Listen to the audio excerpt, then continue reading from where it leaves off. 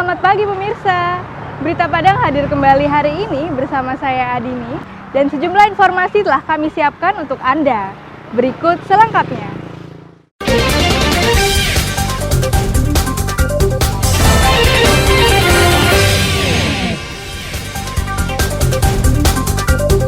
Jalan lintas provinsi dari Sumatera Barat menuju Sumatera Utara rusak parah sepanjang 8 km. Curi burung kicau juara kontes. Seorang pemuda ditangkap tim kelewang Satreskrim Polresta Padang. Tradisi Maapam merupakan tradisi masyarakat Pasaman Barat dalam menyambut bulan Rajab.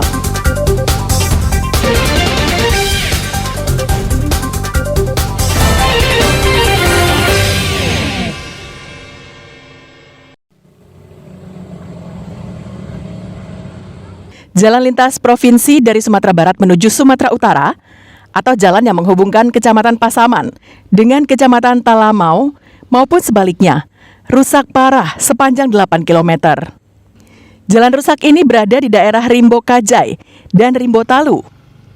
Kerusakannya berupa jalan berlubang, badan jalan amblas, dan jalan rusak akibat longsor.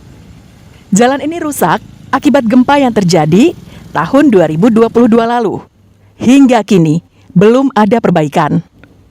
Setelah dirusak gempa, jalan ini juga dihantam longsor berkali-kali akibat hujan deras yang mengguyur daerah itu. Menurut Sekretaris Nagari Sinurui, Dasril, ketika jalan bagus untuk menuju Simpang 4, yang merupakan ibu kota Kabupaten Pasaman Barat, mereka membutuhkan waktu sekitar 40 menit. Kini, dengan kondisi jalan yang rusak, waktu tempuh mereka molor hingga 1 jam atau 1,5 jam. Jalan ini dilewati ratusan hingga ribuan kendaraan setiap harinya.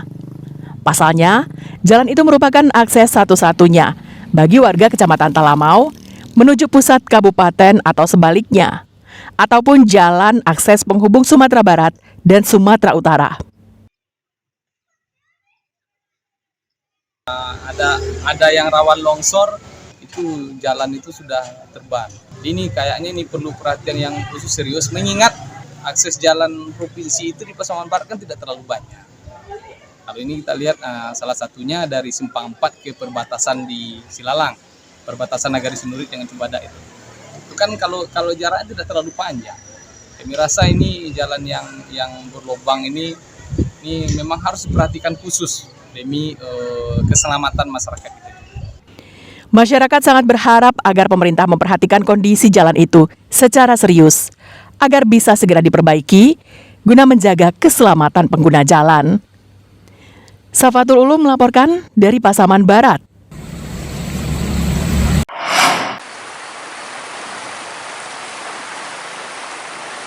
Salah satu jalan yang berada di Kampung Batubala, Nagari Gantiang Mudia Utara Surantih, Kecamatan Sutra Pesisir Selatan, putus.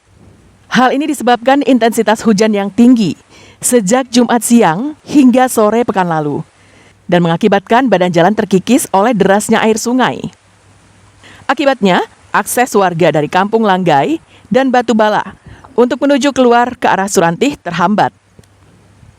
Meski bukan satu-satunya akses jalan bagi warga, namun jika melewati jalan lain, mereka harus menempuh jarak yang lebih jauh untuk menuju ke pasar dan menjual hasil taninya.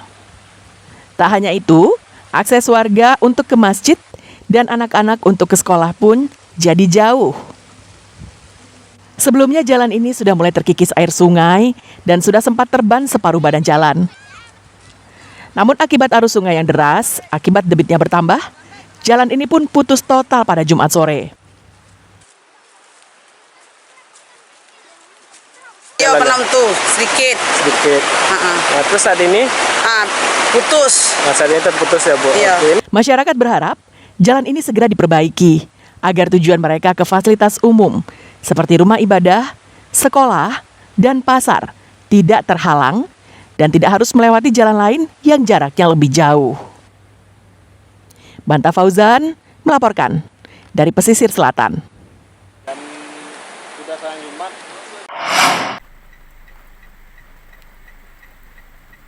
Guru dan murid di SMP Negeri 3 Sutra Pesisir Selatan bersama-sama membersihkan sekolahnya yang terendam banjir pada hari Sabtu pekan lalu.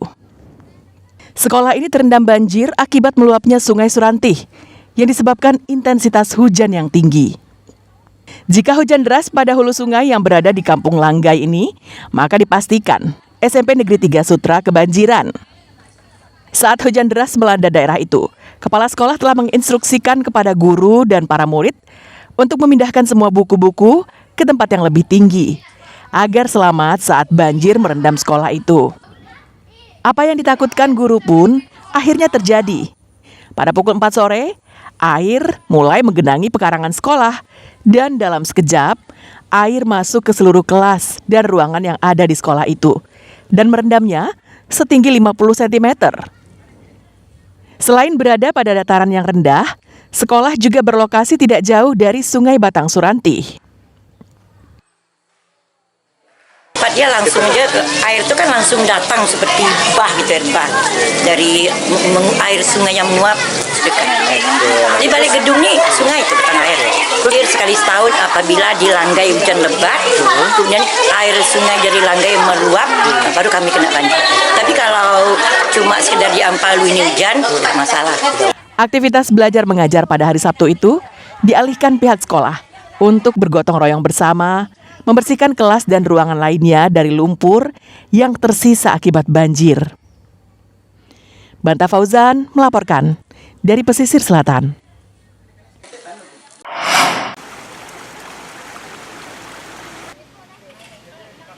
Taman Arosuka ini merupakan salah satu dari sekian banyak lokasi wisata yang ada di Kabupaten Solo.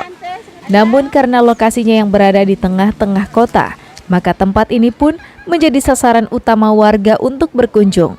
Di taman yang luasnya hanya sekitar 2 hektar ini ditanami oleh pemerintah kabupaten dengan aneka tumbuhan bunga beraneka warna, sehingga indah dipandang mata. Tak hanya itu, di Taman Arosuka juga banyak terdapat pepohonan yang cukup rindang, sehingga warga memanfaatkan kerindangan pohon itu untuk berlindung dari sinar matahari. Namun yang membuat pengunjung betah mendatangi Taman Arosuka adalah cuacanya yang sejuk. Maka tak mengherankan, Taman Arosuka menjadi persinggahan wajib bagi pengendara yang melintasi daerah itu. Dari Painan pesisir selatan. Kami memang sengaja sekarang ini mau keliling-keliling, jadi kami dari pesisir selatan, dari Painan, ini mau jalan ke Solo, nanti lanjut ke Bukit Tinggi juga. Jadi muternya lewat sini dulu. Mampir di sini. Mampir aja. Adem di sini ya.